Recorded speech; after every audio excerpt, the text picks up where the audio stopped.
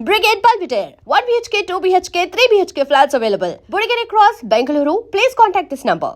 రాంబాబు అనే క్యారెక్టర్ అండి నేను స్టార్ అయ్యానండి. రాంబాబు అనే క్యారెక్టర్తో ఆనందం సినిమా నేను స్టార్ అయ్యా. తేజ గారు నాకు ఫస్ట్ అవకాశం ఇచ్చి నాకు పరిచయం చేసి స్క్రీన్ని నాకు పరిచయం చేస్తే శ్రీను వైట్ల గారు నన్ను స్టార్ చేశారు. గర్వంగా చెప్పుకున్న ఒక మూమెంట్ అది. అయ్యో అసలు మీకు తెలియదు, ఆనందం సినిమా ఈరోజు రిలీజ్ అయింది కదండి. రిలీజ్ అయిన తర్వాత ఒక 2-3 రోజుల తర్వాత నుంచి నాకు ఒక 13 సినిమాలు ఒకే రోజు వచ్చాయండి ఫోన్లు. 13 సినిమాలు ఒకే రోజు నాకు ఫోన్ వచ్చింది క్యారెక్టర్. తెలియదు అప్పుడు నేను చిన్నోనే, అప్పుడు నాకు 23, 24. నాకు ఏది చూస్ చేసుకోవాలో తెలీదు, ఏం తెలీదు, చేసుకుంటూ వెళ్ళిపోయాం అలాగంతే. సో అది ఆనందం అనే సినిమా నా లైఫ్లో అది ఇంకా చెరగని ముద్ర అండి. అది ఇంకా ఆ రోజు షూట్లో ఎంఎస్ నారాయణ గారితో మీ ఎక్స్పీరియన్స్ చెప్పండి. ఎందుకంటే ఒక షాట్లో మీరు ఆయన షర్ట్ కూడా పట్టుకుంటారు. అవును, ఆయన అప్పటికి చాలా పెద్ద గొప్ప నటుడు. అయ్యో. సో ఆ ఎక్స్పీరియన్స్ చెప్పండి ఎంఎస్ నారాయణ గారితో. అయితే ఆ రోజు ఫస్ట్ రోజు అండి ఆయనతో యాక్ట్ చేయడం నేను ఎంఎస్ గారితో. దాని ముందు రోజు కూడా ఒక సీన్ చేసాము, కానీ ఆ రోజు నైట్ ఎఫెక్ట్ సీను అది 2 days ప్లాన్ చేశారండి శ్రీను ఇట్లా. యాక్చువల్ ఓకే 2 days ప్లాన్ చేశారు. అది కూడా ఒక ఇక్కడ మన ఖైరతాబాద్ దగ్గరలో ఇక్కడ ఒక పెంట్ హౌస్ వెనక ట్రైన్ వెళ్ళేది కనపడతా ఉంటుంది. అది సోమాజిగూడ దగ్గర ఎక్కడ ఒక పెంట్ హౌస్ అవును షూట్ చేసాం. మా బ్యాచ్లో మా రూమ్ సీన్స్ అన్నీ అక్కడ చేసాం. అయితే అక్కడ చేసాం. ఆ రోజు చెప్పారు ఇది పెద్ద సీను, ఇది 2 days అనుకుంటున్నారన్నట్టు తెలిసింది నాకు. సరే ఓకే వెళ్ళాము. ఎంఎస్ నారాయణ గారి కాంబినేషను, డైలాగులు చాలా ఉన్నాయి, మీకు ఎక్కువ ఉన్నాయి సీన్లో. డైలాగులు నాకే ఒక పాట పాడతాను, ఒక స్టోరీ చెప్తుంటాను, అది చేస్తుంటా, ఈలోపు ఆయన వస్తారు, ఈలోపు తలిపేసేయండి అంటూ మళ్ళీ ఆయన కాంబినేషను, ఇవన్నీ ఉన్నాయి. సో ఫస్ట్ ఏదైతే ఉందో అదంతా రౌండ్ ట్రయల్ అండి. అవును, మీరు మాట్లాడుకునేది ఒక స్టోరీ చెప్తాడు, అంత రౌండ్ ట్రయల్. ఇది బాగా ప్రిపేర్ అయ్యానండి నేను ఫస్ట్. ఎందుకంటే ఎంఎస్ గారు కాంబినేషన్ చేయాలి, ఇది ఇంత పెద్ద షాటు, లెంత్ డైలాగ్స్ ఉన్నాయి, నా వల్ల 1 more అవ్వకూడదు.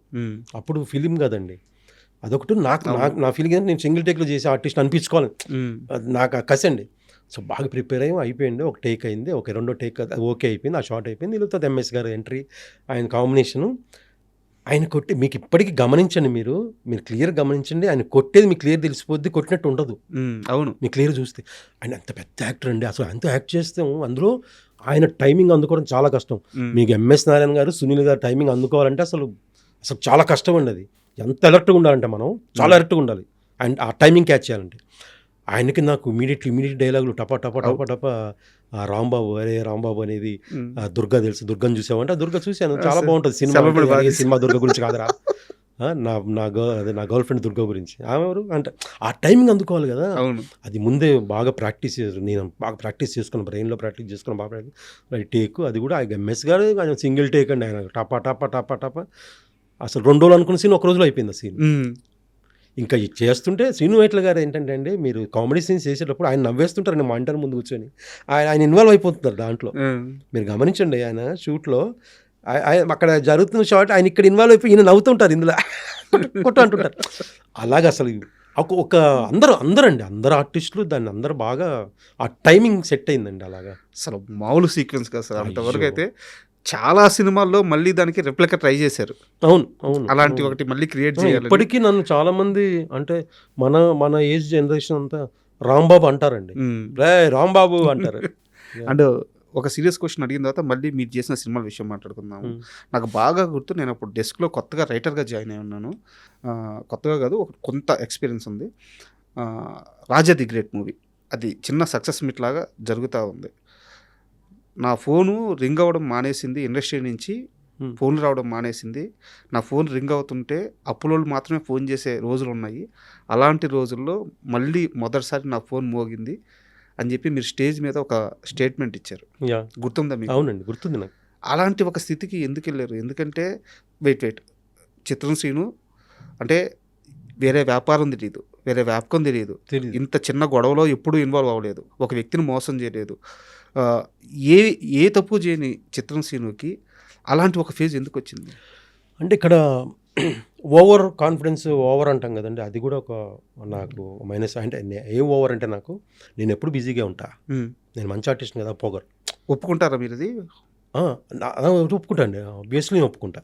అది నేను అలా ఓవర్ కాన్ఫిడెన్స్ అవ్వటం వల్లే జరిగింది. నేను ఎప్పుడు బిజీగా ఉంటా, ఇలా వచ్చింది ఇలా ఖర్చు పెట్టేస్తేయండి, రేపు మళ్ళీ ఇంకో సినిమా వస్తుంది, నాకు నేను ఎప్పుడు బిజీగా ఉంటా అనేవాడిని ఫ్రెండ్స్తో. మీరు నమ్మరండి, రాజీవ్ కనకాల గారు కనపడితే, అంటే ఇది డిస్కషన్ ఇప్పుడు చేయొచ్చో లేదో, రాజు కనకాల గారు, నేను ఒక చోట ల్యాండ్ చూశాను, కొంటున్నాను, బావ అంటాం. ఉమ్, నువ్వు కూడా కొను అని సీను అంటే, నేను ఏంటి బావ ఎక్కడ చూసావు అన్నా.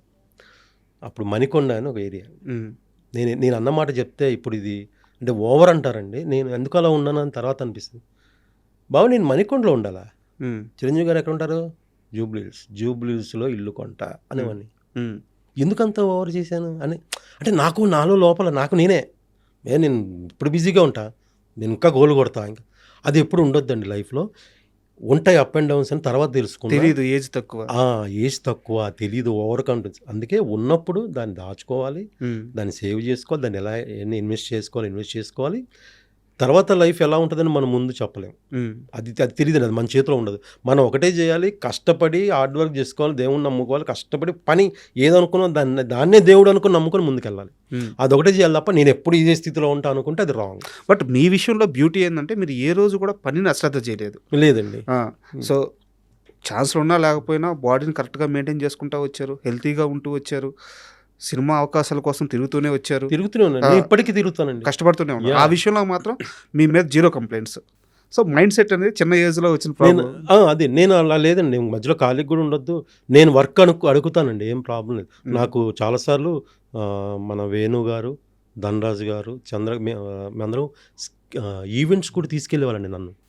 నన్ను తీసుకెళ్ళాను, నాకు ఫోన్ చేసి అన్న రండి ఈవెంట్స్కి వెళ్దాం అని తీసుకెళ్ళి. నాకు అంటే ఫైనాన్షియల్గా నాకు అక్కడి నుంచి కూడా. ఆ తర్వాత మళ్ళీ వేణుగారే నాకు జబర్దస్త్లో నేను చేస్తున్నానన్నా మీరు రండి అంటే నేను వెళ్ళి జాయిన్ అయ్యాను. జబర్దస్త్ చేశాను కొన్ని రోజులు, నాకు అక్కడ నడిచింది. అలాగా నాకు నాగిరెడ్డి గారిని, నాగతేజ్ అని వాడు జబర్దస్త్లో చేసేవాడండి. ఆడు ఇప్పటికీ నన్ను ఈవెంట్స్ పిలుస్తాడన్నాడు. నాకు చాలా రోజులు చాలా ఈవెంట్స్ ఇచ్చాడండి, చాలా ఈవెంట్స్. నాకు చాలా హెల్ప్ అయింది, అవన్నీ నాకు ఫైనాన్షియల్గా హెల్ప్. ఆ తర్వాత చిట్టిబాబు అని ఫ్రెండ్ ఉన్నాడు, వాడు ఈవెంట్స్ చెప్పేవాడు.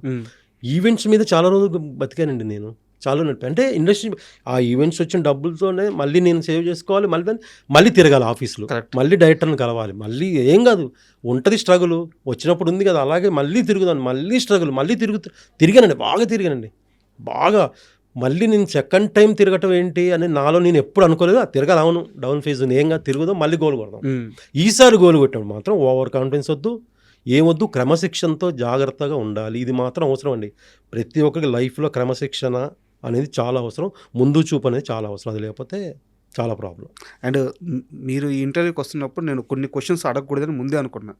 దాంట్లో వేణు గారికి సంబంధించిన ప్రశ్న కూడా అడగకూడదు అనుకున్నా. ఎందుకు అడగండి, పర్లేదు. అయితే ఇప్పుడు మీరు మాట్లాడుతూ వేణు గారు అంటున్నారు, పిలుపు మారింది, కారణం ఏంటి? సో అంటే కారణం ఏంటంటే సార్, నేను వేణు, ఇప్పుడు ఇంతకుముందు వేణు అనుకోండి, నేను వేణు గాడు అనొచ్చు, అనకూడదు. వేణు అన్నాడు ఇప్పుడు పెద్ద డైరెక్టర్ సార్, చాలా పెద్ద డైరెక్టర్, బలగం అని అద్భుతమైన సినిమా తీసిన ఒక పెద్ద డైరెక్టర్. అది చూసేవాడికి తప్పుగా అనుకోకూడదు, తప్పు కదా. ఇప్పుడు నేను వేణు ఉన్నప్పుడు మీ ఇద్దరం మాట్లాడుకోవచ్చు, అదే ఇప్పుడున్న వేణు స్టేజ్కి నేను మాట్లాడకూడదు, అది రాంగ్. నేను ఇవన్నీ కూడా లైఫ్లో తెలుసుకున్నాను సార్. నాకు తెలియదు, నేను చాలాసార్లు సార్ మీకు తెలియదు, నేను పిచ్చోళ్ళలాగా హీరోల మీద కౌంటర్లు వేసేవానండి, అందరు నవ్వుతున్నారు కదా అని తెలియదు నాకు అప్పుడు. తర్వాత నేను రియలైజ్ అయ్యాను తప్పు ఇవన్నీ అసలు, అంటే నవ్వుతున్నారు కదా అని అనేవాడిని, కానీ నా నవ్వు వెనకాల చాలామంది బాధపడతారని తెలుసుకోలేదు. ఆ తర్వాత తెలుసుకున్నా, ఓహో నేను ఇది అలా ఉండొద్దు, చాలా తప్పు చేశాను నేను. అంటే మన లైఫ్ కూడా కొన్ని పాఠాలు నేర్పుతుంది కండి, అలా పాఠాలు నేర్పింది నాకు. డబ్బు విషయంలో పాఠం నేర్చుకున్నారా? అమ్మో తప్పకుండా. నేను ఒక ప్రశ్న అడుగుతా, సూటిగా సమాధానం చెప్పాలి. ఫ్రెండ్స్కి, పార్టీలకి చిత్రం శ్రీను ఖర్చు పెట్టిన డబ్బులు కానీ పక్కన పెట్టుంటే మణికొండలో ఈరోజు 2 ఫ్లాట్లు ఉండేవి అని చెప్పారు. 2 ఫ్లాట్లు ఏంటి సార్, సగం మణికొండ కొనేసేవాడిని. సగం మణికొండ. రోజు 4 సినిమాలు 5 సినిమాలు షూట్ చేశాను సార్, 4 సినిమాలు 5 సినిమాలు షూట్ చేశాను. అప్పుడున్న రేటుకి సగం మణికొండ కొనేసేయచ్చు. బాగా వేస్ట్ చేశాను సార్, డబ్బు చాలా వేస్ట్ చేశాను.